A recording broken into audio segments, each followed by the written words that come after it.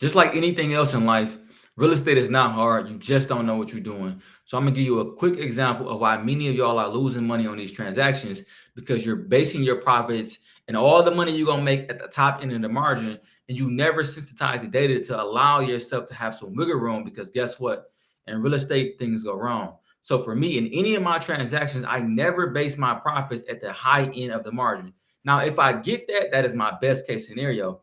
But my worst case scenario always allows me to be profitable at all times. And you need to be able to learn how to sensitize the data. And so I'm gonna give a quick example of something that I'm looking at right now on the market. It is a 4 bedroom, it is a 4 bathroom, 3 bath. And I'm gonna just look at some comps real quick.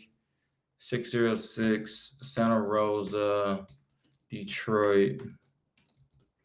If anybody is familiar with the Detroit market, you understand, this is probably one of the hottest areas in Detroit.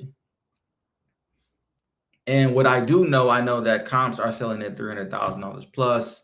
We're gonna do sold within 180 days because I just want to make sure that is really recent versus a year. I can go out a mile. I usually start at a quarter mile and then just make the radius a lot bigger. And anybody that has a realtor, they can find this information for you. But I'm gonna just show y'all real time. All right, so I'm gonna focus on this Bagley neighborhood here. We got comps at 300, 306, 320, 315, right? So the highest is 320, the lowest is 302.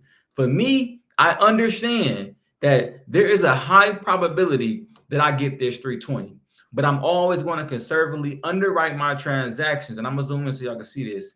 I'm gonna always conservatively underwrite my transactions at this price point, this $302,000. Because why am I saying that? Because if you underwrite your if the deal only works at 320, then that means you got to make 320 to be profitable.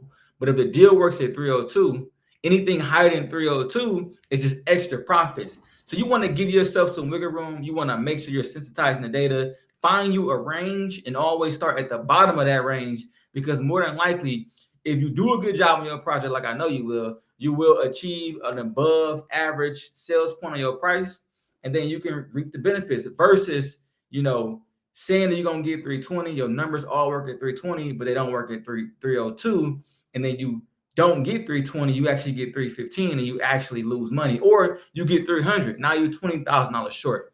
So always when you're doing these transactions, make sure you're sensitizing the data to understand best and worst case scenarios, and always underwrite your transaction on the worst case scenario.